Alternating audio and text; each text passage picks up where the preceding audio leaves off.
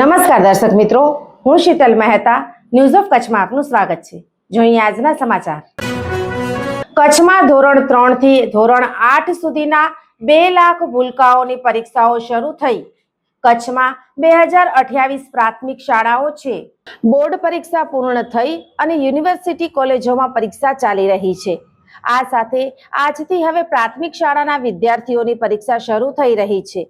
6 થી 11 એપ્રિલ દરમિયાન ધોરણ 3 થી 5 અને તારીખ 13 થી 22 એપ્રિલ દરમિયાન ધોરણ 6 થી 8 માં કસોટી લેવાશે।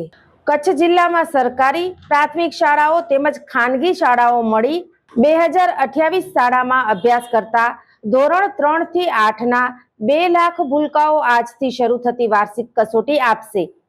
આજથી સમગ્ર ગુજરાતની પ્રાથમિક શાળામાં દ્વિતીય કસોટીનો આરંભ થશે, જેમાં પ્રથમ તબક્કામાં આજે 6 એપ્રિલ સોમવારે ધોરણ 3 થી 5 માં સવારે 8 વાગ્યાથી 10 વાગ્યા સુધી ગુજરાતી પ્રથમ અને દ્વિતીય ભાષાના પેપર લેવાશે। ધોરણ 3 થી 5 માં 6 એપ્રિલે ગુજરાતી પ્રથમ અને દ્વિતીય ભાષા, 7 એપ્રિલે ગણિત અને 8 એપ્રિલે પર્યાવરણ, 9 એપ્રિલે હિન્દી, 10 એપ્રિલ અને 11 એપ્રિલે અનુક્રમે અંગ્રેજી, મરાઠી, તેલુગુ સહિતની ભાષાઓના પ્રશ્નપત્ર લેવાશે। જોવા જઈએ તો આજથી આપણે ધોરણ 3 થી 5ના વિદ્યાર્થીઓની પરીક્ષાઓ ચાલુ થઈ ગઈ છે અને 6 થી 8ના વિદ્યાર્થીઓની પરીક્ષા 13 એપ્રિલથી શરૂ થવાની છે। 3 થી 8ના બાળકોની વાત કરીએ તો કુલ જિલ્લામાં સરકારી અને ખાનગી બધા થઈને 2 લાખ જેવા વિદ્યાર્થીઓ પરીક્ષા આપશે।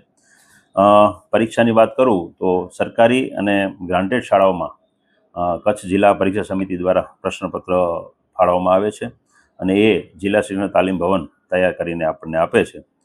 અને આવનારા સમયમાં આ જોવા જઈએ તો આ પરીક્ષાઓ કુલ 2028 શાળાઓમાં લેવાની છે, પ્રાઇવેટ, ખાનગી, સરકારી બધી આપણે જોઈએ તો। બીજું કે આ જિલ્લા પરીક્ષા સમિતિ છે એમાં એવું છે કે જિલ્લા શિક્ષણ તાલીમ ભવન જ્યારે આપણને પેપર આપે, સેટ અલગ અલગ 2 થી 3 સેટ આવે છે, એમાંથી જિલ્લા પરીક્ષા સમિતિની એક બેઠક થાય અને એમાંથી એ સેટ નક્કી થતા હોય છે।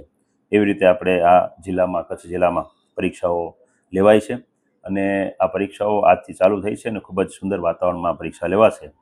જોવા જઈએ તો એ 1, 2 અને બાલવાટિકામાં પરીક્ષાઓ લેવાની નથી, એ બધી મૂલ્યાંકનના આધારિત હોય છે અને 3 થી 8ની પરીક્ષાઓ જ આપણે હાલમાં લઈએ છીએ।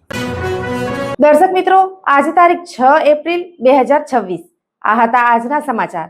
આવતીકાલે ફરી મળીશું, ત્યાં સુધી મને રજા આપશો। નમસ્કાર।